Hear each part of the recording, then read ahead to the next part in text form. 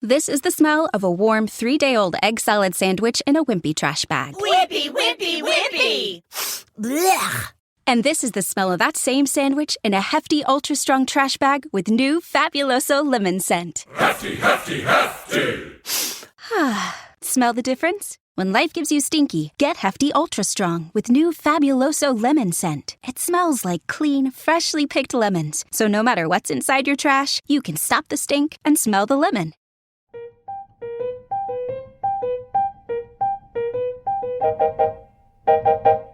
Hello, and welcome to Yeah, We Read It. I'm your host, Meggie. And I'm your other host, Laura. And today we will be talking about the 12th book, These Boots Are Made for Stalking, in Lacey Harrison's critically acclaimed The Clique series. It is a New York Times best-selling book. Really? Yeah. Oh, it's on the front of the cover.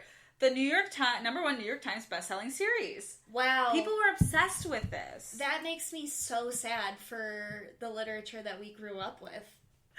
We did not, growing up in the early to mid-2000s was just not, it was a great time for books, but looking back, it was not a great time for books. Exactly. Laura and I have a friend who read nonfiction in middle school, and who are you trying to impress? Who are you trying to impress? I don't know. I read all of this trash when I was in middle school, and I love it. I love getting to relive all of this. Yeah, I think I dropped off at Bratfest at Tiffany's. That's when I think I did that, or it was P.S. I Loathe You. I don't remember which one. Okay, so I'm so excited to see how this series runs out. So it ends, because it's like I didn't finish it when I was younger. Like, I outgrew it by the time it had ended. Yeah, and thank God for that. Well, we left off with Boys R Us. Massie and the Pretty Committee girls are all friends again. Yep. She has a new crush in Landon. Yep. And that's it. That's kind of where we left off in Boys R Us. That really is, because as we know, the minor characters, besides Massie and Claire, they don't exist. They don't exist, and they exist briefly in P.S. I Loathe You, but not anymore. Not anymore, and that's fine. Meggie, I know at the end of our episodes, we usually do a top 5 list. Mm-hmm. I pose a greater quest for this episode. Okay. I have a theory that I think is going to put this book in a whole new lens. I'm ready. Listeners, Meggie, here's what I started thinking of when I was reading this book. I think that Massie drowned in the pool at the fashion show in Home Ho Homeless in Boys R Us. And I think Massie's on life support in the hospital, and this book is an iteration in her mind.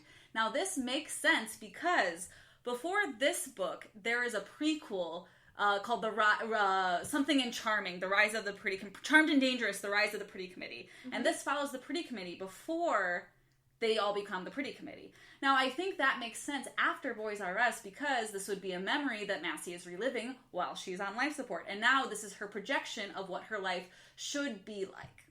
You've brought this up before this, too, Yeah. that you think the series is all in Massie's head. But I think this is where it actually really is in Massie's head. Because think about it, in this book, nobody objects to a single thing Massie says. That is true. And, you know what? This is the real kicker. And this happens on, page 10. It says Halloween, October 31st, Friday. But Halloween, October 31st was on a Friday last book. And the way years work, it wouldn't be on a Friday again. You know what? And there is a typo in the book that is Massie, M-A-S-S-E. And if she's in a coma, she's not going to remember how to spell her name. But this also explains that why Landon is the perfect guy. He has the exact same dog that's the opposite gender that she does. And he, is so willing to forgive her and all of this stuff. It checks out. Every time she says a comeback, her friends are cheering rather than just, responding in this book. Yeah, and she's seemingly not embarrassed at all for her insane behavior. Yeah. And if you were awake, you would feel some shame. Exactly. I think this is a projection in Massie's mind. Mm-hmm. I also would argue that Claire's obsession with Massie staying in the present in 8th grade is Claire trying to bring her back to life. That's kind of sweet, right? Yeah. Definitely every character is some sort of mental illness. Every character in this book also just feels so much more toned down and muted, besides Massie. That is true. Yeah. Claire is the only one with a plot line, but it doesn't really get started until the last 20 pages. Exactly. Okay. And that's how I have read this book, and that's how the thing I keep thinking about as I was writing my notes down before we started recording. I cannot get it out of my head, and I think we'll have to keep this in mind as we read the last 2 books as well. I really like that. That's really interesting. I think it'll be interesting. It'll be an interesting thing to see if this still checks out, and we can still argue this as the series wraps up. Yeah, so let's get started on this little journey down Massie's brain. Yeah. So Massie is reading a book to get some confidence back called Surviving Male Betrayal, which is an Oprah Book Club pick. Wild. Yeah, she loves Oprah Book Club picks. Because she wants to get over her issues with Dylan and Kristen dating Dempsey and Derek, her exes. That's thrown away pretty quickly early on in this book. Like, yeah, because she's kind of obsessed with this new guy, Landon. But we also kind of open up with their getting ready to go trick-or-treating, which is also very weird because I think in last book we read their 7th grade Halloween, and Massie is like, we're so over trick-or-treating. So again, very weird that they would be going trick-or-treating because that's not something the Pretty Committee does. Reaching for nostalgia of childhood to feel alive? Something you might be doing while you're in a coma in a hospital. And they all dress up as trampires. Which their claim to being trampires I thought was really funny because they're like, we're just not going to tan this whole month and we're going to look so pale and that's going to make us vampires. Because this was the height they kind of dress upon that it's the Twilight fanatic. This is the Twilight era. Which is kind of fun. So they're out trick-or-treating with the boys. Of course, Dempsey's outfit is a nod to Africa because he's wearing a loincloth and says, my mom got this at a tribal ceremony in Africa. Woof. Yeah, they really gloss over the 8th grade boys in this book. Like I feel like they've had more characterization in these last books, and it's like we just don't really see. We just see small interjections from them. My favorite part of them trick-or-treating is when the boys and Lane rearrange a giant spider lawn ornament. So the spider looks like it's humping the jack-o'-lantern. I laughed so hard. I also wrote that down. I think my post-it just said humping spider. So eventually they end up at Landon's house trick-or-treating, and Landon can't come out because he is having a scary movie fest. Yeah, and so this was kind of unbeknownst to Massie. She had dropped Bean off to have like a little doggy date with his dog Bark. And Claire was like, well, there's a candy bowl on the doorstep. Let's just go grab candy and leave. And as they're watching the movie, there's a big flash and Massie can see like, oh, Landon's having a party and there's girls there, like cuddling with him watching this movie. And she cannot reiterate that these girls are bronzed and have fake tans, which is, lady, you dug your own grave by not tanning. You do that. You're just mad that you didn't do it this time. It didn't work in your favor. Landon doesn't like pale bitches. So actually Landon hears them outside and like goes and's like, hey, what are you guys doing here? And then invites them inside. Massie's like, well, we're going inside now. And then it's really awkward in there. It is really awkward. And I love that Massie, not backed up by the PC or the boys, is just standing in his door and has to be like, get up to the PC, because her favorite thing in this book is standing in people's windows and just staring at them. Well, and I also have noticed as we get into these later books is there's a lot more aggressions from Massie that we just like read as if nothing has happened. So like even on page 24 it says, on the flat screen, Norman Bates looked ready to go on a killing spree. Massie could sympathize. Yeah. She really misses the mark. And there's a passage later on that really stood out to me and my girlfriend because it is like just downright horrific how A, violent, and B, racist it is. Yeah, it's bad. Like Massie gets a lot more aggressive in these later books. She is absolutely losing her grip on reality. And maybe it's because she's in a coma. Maybe. Or maybe she has a personality disorder like me. Or maybe both! Dun dun dun! The ultimate triple threat. So, Brianna and Liz, the bronze girl, I wrote their names down, are inside and are like, come in, and they're kind of bitchy back and forth, Massie. And Massie trips, and her heel stabs into poor little Bark's paw. It's really sad, and at this point, Claire also thinks Massie is going to, quote, slip into a depression for all of her teenage years. Because Landon's upset she stepped on his dog's paw. Which is, like, a fair thing to be upset about. But I don't think you would get that mad. Like, you'd understand that was a mistake. I would not talk to someone if they had stepped on Tucker's paw in high school. But what if it was an accident? Yeah. But it's like, it's a heel. Yeah, but it was an accident. A flat foot shoe? Okay, you're on probation for a week. A heel? You are banned for life. Multiple subtweets. Maybe I try slitting your throat. Wow. Okay, Massie. Listen, I don't know if we're spitballing here. But I would get over it. but I would get over it. Yeah, and so it's really awkward, and they just kind of, like, leave. Yeah, and, like, Massie's, like, really trying to figure out, like, how she can fix this. So she goes to his mom's boutique to buy him, like, a gift.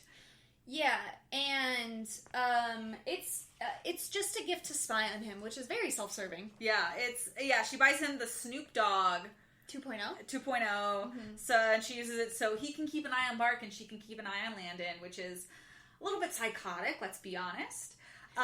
But also, meanwhile, this time is like, this happened on page 34, is Massie just, like, tells the group of, 8th grade pretty committee girls, we just all need to upgrade our crushes. And everyone's just like, yep. Yes. Yeah, and I'm just like, we've spent books building up these relationships, and, like, now they're all just like, yeah, we'll get rid of them. I get Kristen and Dylan being like, they don't really care about Dempsey or Derek. We've had 2 books of them. But Alicia and Josh, absolutely no way. Well, no, like, remember, like, Dylan and Darrington, like, they were, like, connected for, like, in P.S. I, like, loathe you, remember? Because they were, like, trying to get detention together. They went and got his sister birthday gifts together. Like, they were close. Yeah, I agree, but easily the healthiest of them is Josh and Alicia. Because, like, when Alicia was a alpha, he was constantly supporting her. And also with Bradfest at Tiffany's. I would just say Kristen and Dempsey are the lowest of that. Because, like, remember when Massie, like, threw Dylan and Darrington in the pool, and Massie and Darrington was just like, oh, I'm here for you, though. And that's, and so it's just like, we've seen some really good things from these guys, and it felt very weird for them to just be like, yeah, we're gonna upgrade our crushes, too. And personally, Alicia's reasons for updating her crushes is Josh wears a dress on Halloween to be David and Posh Beckham. I didn't know. It wasn't really clear. It didn't make much sense. But... And she has honking boobs. I mean, we're talking size CH+, both of them. And she says, maybe I want a crush who doesn't wear a dress size smaller than me. Dude, your boobs are fucking ginormous. And it's just like, like, he's also in 8th grade. Like, he's not fully developed. If it was a strapless dress, that's not fair to anyone. Like, she's smaller than me, and it would probably still be too big on me. Exactly. And she also said, Josh is 2.5 months younger than me, and it's starting to show. This girl belongs to the streets. Wow. A lot. Just a lot. So, this is where discord seeds between Claire and the Pretty Committee, because she doesn't want to give up. Claire's just kind of in a panic this book, because she's like, but the 8th grade's so fun. Exactly. Josh and Alicia have the most fleshed out relationship, but Claire really doesn't want to give up on Cam.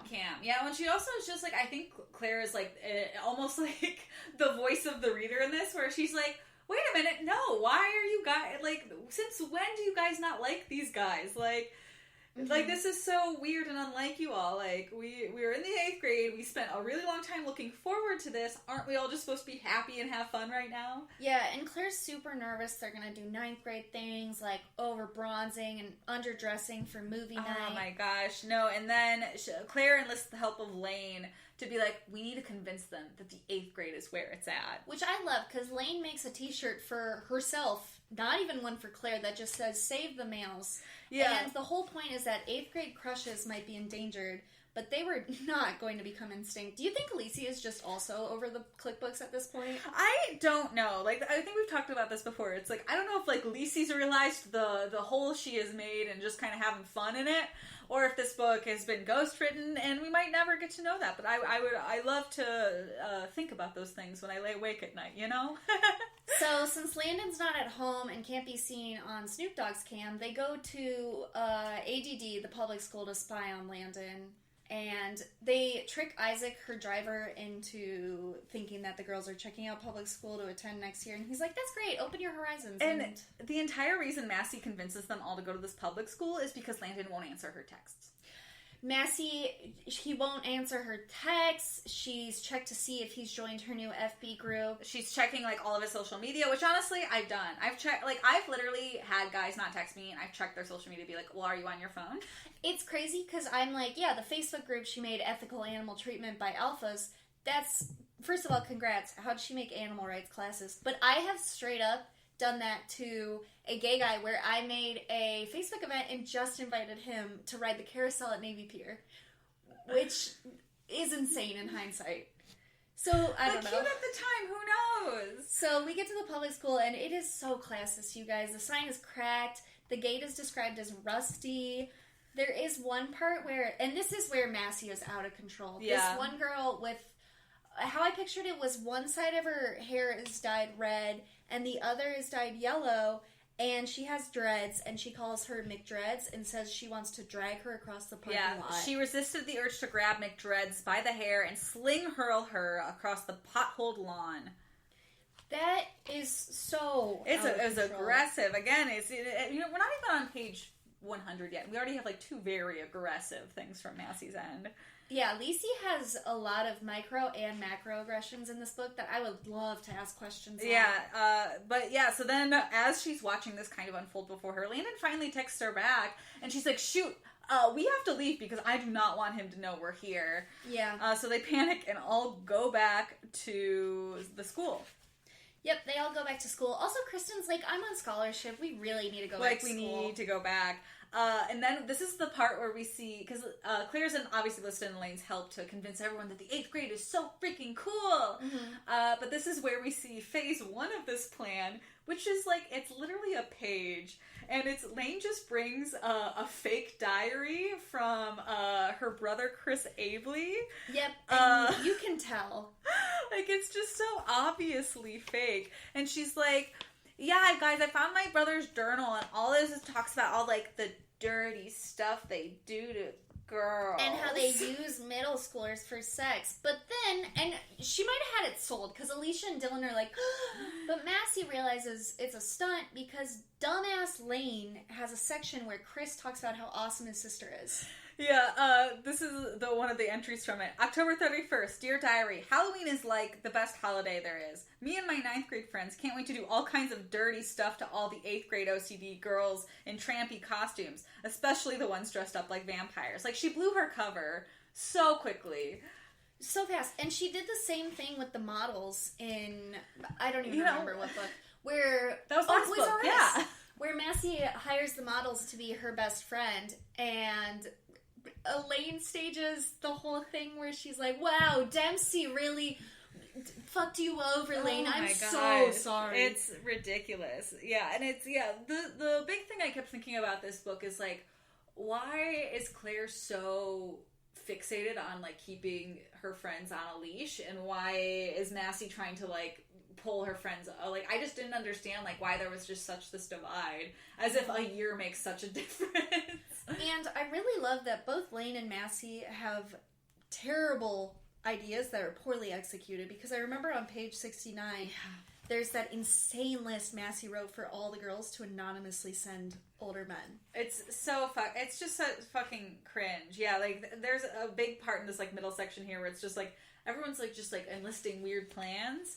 Because, like, after that becomes the email plan that Claire and Lane do, where they hide in a bathroom stall and are sending anonymous emails to Massie, like, on it, like, oh, it was accidentally typed in the wrong email. And it's just, they're just kind of, like, sad, because it's just like, I can't believe how much fun 8th is. I couldn't imagine something. Yeah, and Massie is in the bathroom. Yeah. She can hear all of this. Yeah, they find out Massie's in the bathroom because Lane didn't make sure the bathroom was empty before blocking it off. God, I hate... Lane really fucks up in this book. Lane really fucks up. Yeah, I feel like the last few books, it's like Lane has become less and less like the Lane we were introduced to in the first Clique book, and it's definitely an interesting character arc, but definitely doesn't feel in place with what we know of Lane. So this all sort of accumulates, and I don't know if they spy on ADD twice. I think it's a little bit later. They go back when they're looking for that one girl. So here we see Landon hanging out with Massie for the first time, and this is the spa where he also brings over all of Dylan and Alicia's new and Kristen's new Massie crushes. sets up a little crush night where we're all gonna find new crushes, like, because that's just, you get to tell somebody, like, here's a person for you, go crush on them. That's essentially Massie's plan. She's like, there's equal, enough guys for all of us. So, like, you get this person, you get this person.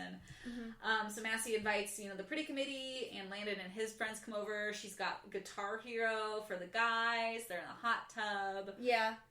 And lo and behold, Claire makes the most boss move ever. She brings all the 8th grade guys to the spot. And to be honest, they're not fazed that their girlfriend crushes are hot tubbing with other people. That felt weird that they weren't just like, oh, what's going on here? They were just like, cool, we're all hanging out. That is true. And I also really liked that Massie is so insecure that she was like, Bark is I've texted him so many get well wishes to him every morning, and I also personally invited him to my pet friendly Facebook page. Bitch, this is a dog. Yeah. How? Okay, so many questions. Like, oh yes, I made a Facebook page for Tucker, and yes, I would talk to myself on it. How are you texting a dog? I don't know. I really don't know. I don't know the end game there. I don't know the pre-game there. I know. And Lane, in the only moment where I'm like, all right, Lane did okay, is Claire the next day is like, Massie's so mean to me, and Lane is like, why are you surprised? Yeah, like, Lane's like, yeah, girl, this has been happening. Like, where the fuck have you been? She threw a fish at you the first book. Yeah, and this is finally, and another baller move from, like, Claire finally. Claire decides she needs new friends outside of the Pretty Committee. I know. Finally! We've been talking about this for so long, Meggie. Yes. It's finally happening.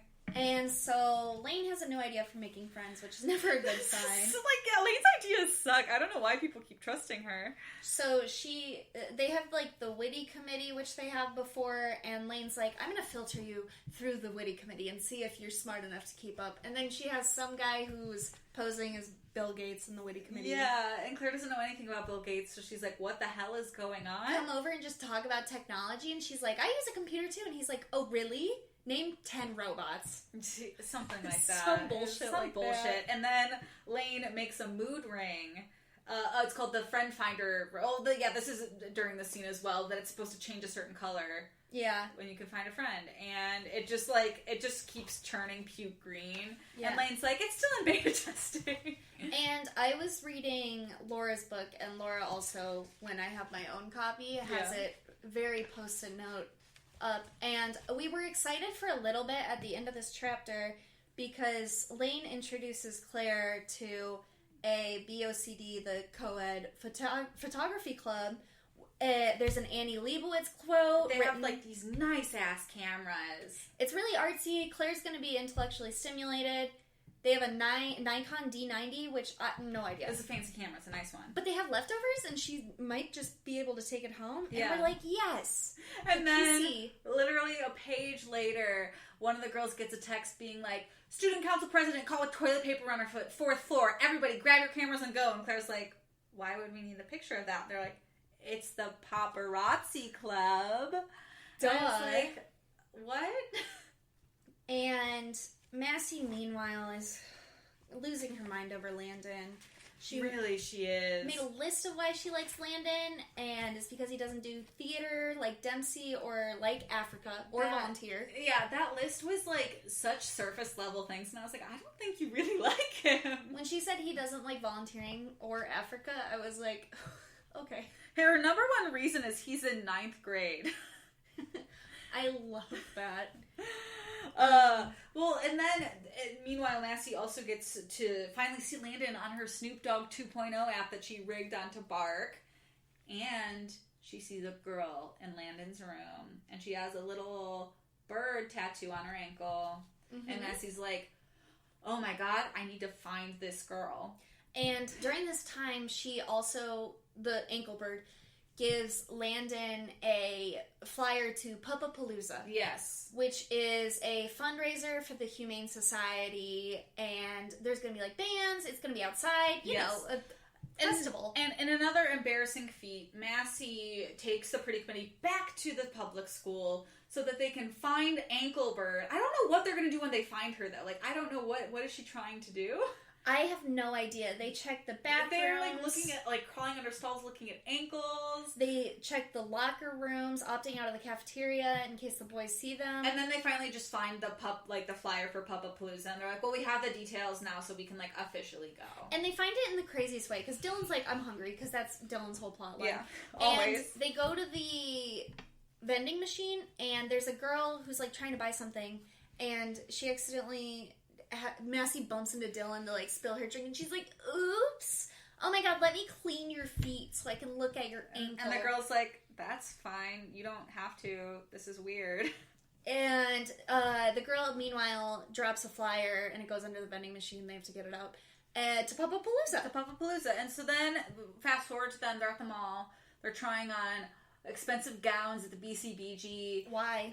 I don't know. Alicia's new crush is like, are you going to bring your dog? And she's like, I'm definitely going to bring my dog. And Kristen's like, girl, you do not have a dog. And she's like, well, I can buy a dog. And I'm like, well, that's problematic if you're just getting a dog to impress somebody, because that's a whole commitment. You have to admire her commitment. That's fair. To buy a dog, and then your parents are going to take care of it. You just made a great decision for your family.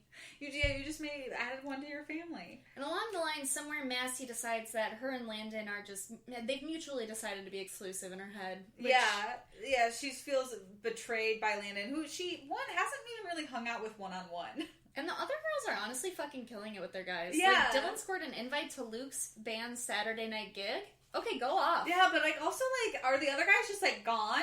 Do we see anything from that? We don't know. We never know. I don't know. And meanwhile, in another part of the mall, Claire and Lane are at a bookstore consulting a magic 8-ball about their future. And once again, Claire is proving a reason why she needs to be put on Xanax, because she cannot stay present.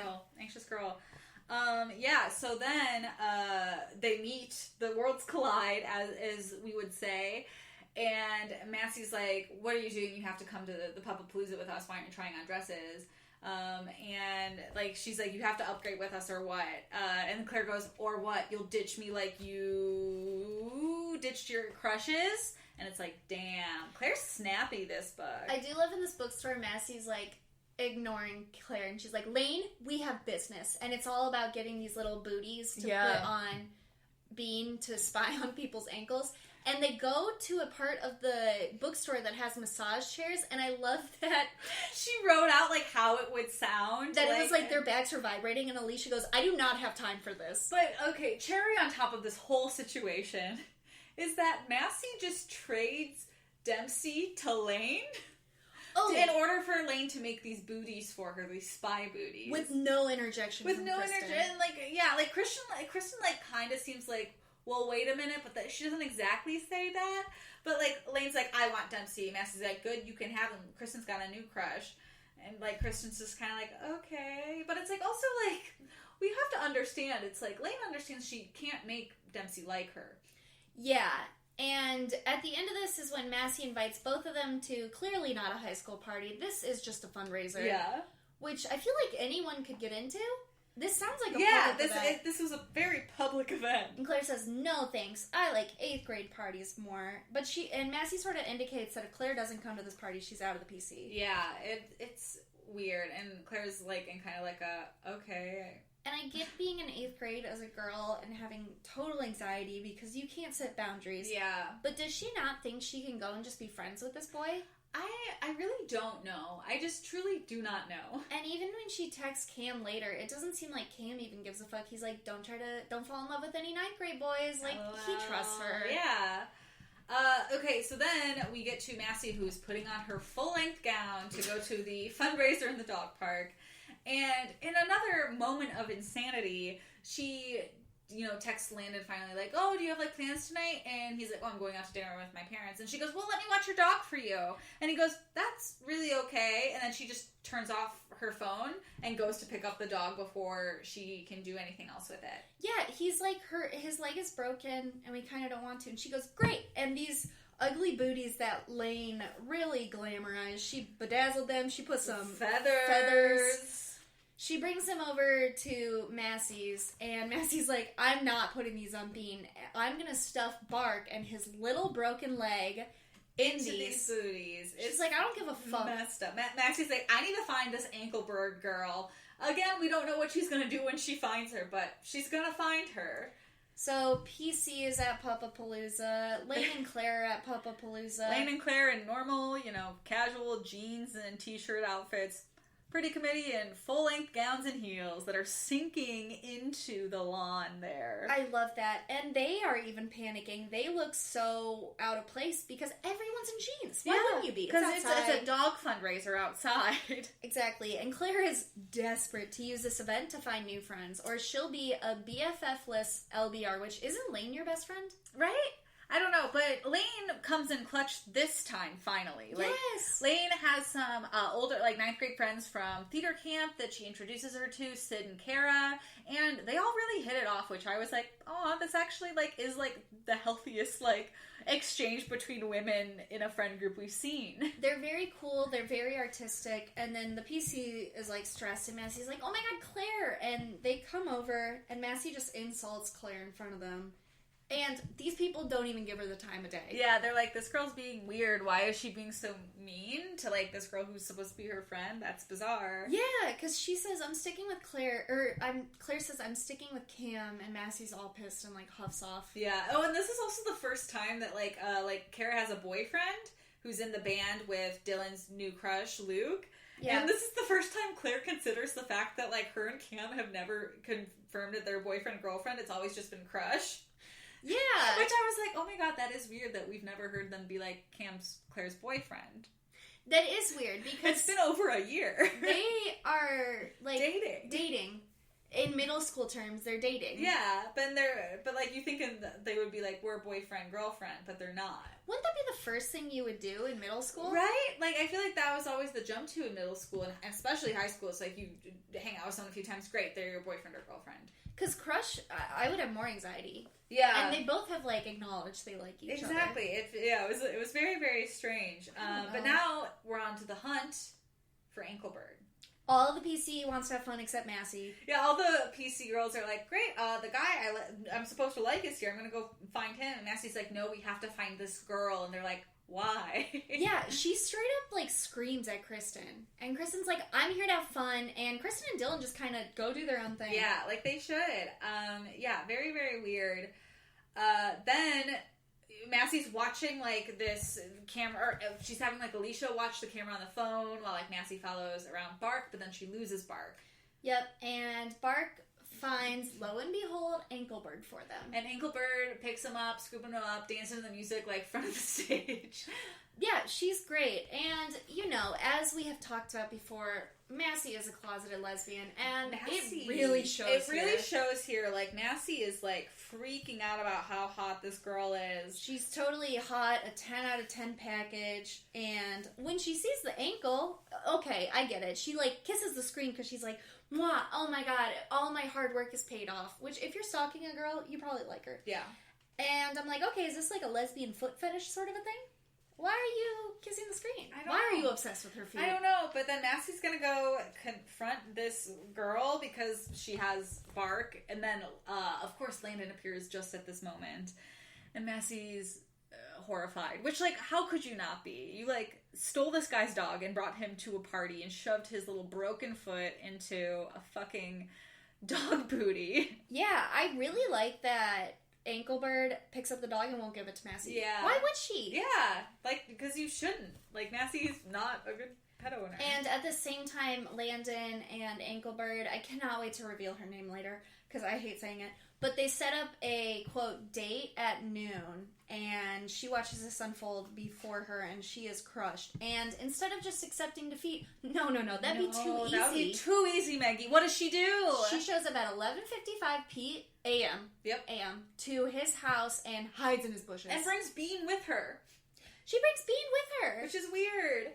Yeah. And, you know, she waits and waits and waits, and she sees Mary go in, and Mary comes out with Bark, and Massie, like, moves to, like, sit behind a car, and that's when Anklebird's like, I can see you. Like, what are you... Yeah, she says, I can smell that old grandma perfume. It took Landon 2 bottles to wash it off of. That was so great. Off of Bark last night. Oof. And so she's being a little bit sassy to Mary, and then Mary's like, oh, this is an insecure 13-year-old who just probably likes Landon. And then it turns into, like, this weird mid-2000s movie moment where, like, Mary's now, like, giving her, like, boy advice and stuff like that. Because Mary's obviously in college, and Mary has a boyfriend, and she's like, Landon and I aren't dating. We just, like, are family friends. Yeah, she's like, I'm just doing physical therapy for Bark. And I cannot believe Massie just fucking cries to this stranger.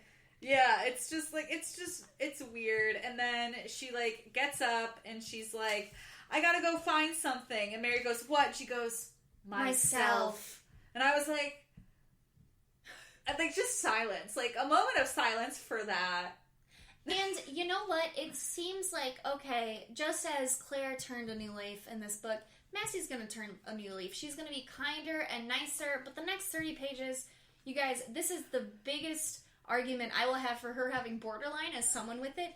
Huge mood swings. So bipolar. Yeah. So she goes to Landon's front door finally to apologize to him. She's changed her entire outlook in 20 minutes. That's emphasized. Massie was like 20 minutes ago. I would have yelled at him and destroyed his life, but that was 20 minutes ago. And Mary reiterates to her, the right guy will like you for who you are. Just tell the truth. Massie has a little bit of difficulty with this, but on page 209, which you should read since I don't have the book, she owns up. About last night. No, hold on. I think That's at the bottom. Okay. So this is where Massie comes clean to Landon. Finally, this is the first time we've seen Massie tell the truth fully to somebody. I took Buck to the party so I could spy on you because I didn't trust you and I thought maybe Mary, was your girlfriend. And so Lane put these cameras in the booties and made them ugly on purpose, I think, which is so like her. What an LBR. And then Bean wouldn't wear them, so Bark had to. And I also just spent the last hour spying on your house from the bushes, which is psycho times 10. And the thing is I only did all that because I like you way more than any of my other crushes who weren't right for me because actually I hate soccer and Africa and charity and boys in shorts. Plus I hate bronzer too. I don't wear heels to movie night. And I actually really like trick-or-treating for the candy too, not just the costumes. And most of all, I love Bean and Bark and your new fragrance, which is adorable, by the way. And God bless her little heart. Instead of waiting for a response, she turns on her heels, she walks out that door. Books it on out of there. And it was just like, oh. Oh my God. And so Landon texts her and is like, I hate bronzer too, so all is forgiven, which... So she goes back to the door to like kind of face him again, and he is leaning in for the kiss, and what happens? Oh, I need to go text Claire. And she leaves again. She leaves again. And then she writes in her State of the Union, in, lip dissing Landon, out, lip kissing Landon. And I'm like, you are insane. You just want to kiss a girl and pick. Admit you would rather Mary have kissed you when she was giving you all that advice. Oh, God. Oh, my God. Massie is so afraid of boys.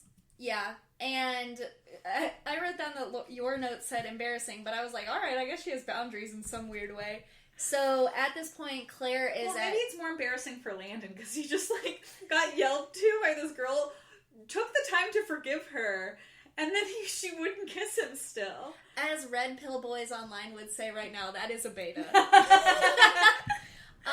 But so Claire right now is at Sid's directorial of a show of little kids, very cute. Very cute. And Sid asks if Claire will try out for Little Shop of Horrors, and they all start singing Suddenly Seymour. Yeah, they go back to Claire's house, and she's like, I have a karaoke machine, and she immediately was gonna backtrack when she said that, because she was like, that's not a cool thing, and they were like, oh my God, yeah, you have a karaoke machine? Let's go play karaoke. Yeah. And they just go to Claire's house and they're just like singing songs at the top of their lungs and just like having a good time. And like, it made me really happy because I was like, that's the shit 8th grade girls do. Exactly. And Claire can like feel all of the abuse and like manipulation just leaving her body. Yeah, like she feels like happy and like this is the happiest we see her this entire series. And meanwhile, who is outside her window stalking because we can't use communication in this? Massie. She's doing her favorite hobby. And at first Massie's like really upset that she pushed Claire away. And then finally like Claire sees her and she's like, oh, let me go put on my shoes. Let me go like maybe invite Massie in. Let's talk to her. I've been texting her all day. She hasn't been talking to me. I'm nervous. Like, oh my gosh, I would like love to talk to my best friend about this. And before, like, Claire finally puts on her shoes and like faces Massie at the door and then like looks at her phone and Massie's texted her, this is war. And Claire's over it, which thank God. Yeah. And she texts her back and she's like, bring it on. Yeah, and that's where the book ends. So it's like, where do we go next? I'm pretty excited for the drama. I'm very excited. I'm excited to see what happens. Yep. And I kind of hope Claire knows her worth. Yeah. So, as always, to cap off our episodes, we're going to do our State of the Union of this book. Which, do you want to start? Because I only remember the second one. I would love to start. So our in for this book is going to be Claire's new friend group. Mm-hmm. Wow. So great. So wholesome. So healthy. Like we've said, this is like the healthiest, female relationships we've seen thus far in the Clique series. Out is just going to be even complete opposite from that. It's just spying on people in the bushes. That's weird with your dog. Like, don't do that. You can't. If you're going to, leave Bean at home. Honestly, you can't bring a dog to a stakeout because the dog's gonna make noise. Exactly. And on the heels of a little pupperoonie, we're gonna have to say that Out is Bark Jacobs. Oh my god, a bougie pet store that sells dog cologne and dog treats for humans and dogs and little pumas for dogs. Weird. It's weird. And I'm like 90% sure there's a chandelier in that store. You don't need a chandelier. You don't need a chandelier. But what's going to be in? Petco. Or PetSmart. Or the Humane Society. Yes, like exactly. Any normal place you can just get normal pet things to help your pet. Because don't shop, adopt. That's cute. Oh yeah. Great. And then our last big out here, wearing a full-length gown to a fundraiser at a dog park. And I'm gonna say that should be a rule of thumb that we all adopt going forward, is anytime we're invited to a fundraiser outdoors, we don't wear a full-length gown and heels. Exactly. Short dress, sure. No heels. No heels. We don't need heels. Or if you get heels, get those they make little heel caps now, so that they're these little, plastic squares that you snap onto them, and then they don't sink into the ground. I didn't know that. Just be prepared if you're going to wear heels. Okay. And then the inn is just going to be dressing normal. And just, know your locations before you go. Exactly. Always ask the attire of a situation. That's exactly. A rule of thumb. Exactly. And I thought the pretty committee would be better than that. You would think, but here we are. They don't learn. So, anyways, that's our episode. That's book 12. And the next book is My Little Phony. Yep. And I only wonder what that's going to entail. You've started it. It sounds like a ride. They're always a ride, let's be honest. Exactly. But before we go, we want to remind you that if you're listening to this right now or in the past and we've just been sticking in your brain so much as a fond memory, we would love you to, subscribe to us, rate us, review us. Follow us on Instagram at Meggie_and_Laura. We post there a lot, and we're very, very fun. And we would love for you to follow us and like our podcast. Tell a friend, tell your parents, tell someone from your childhood that you read these books with. Yeah, please do. And thank you so much for listening. This has been Yeah, We Read It, and we will see you for book 13.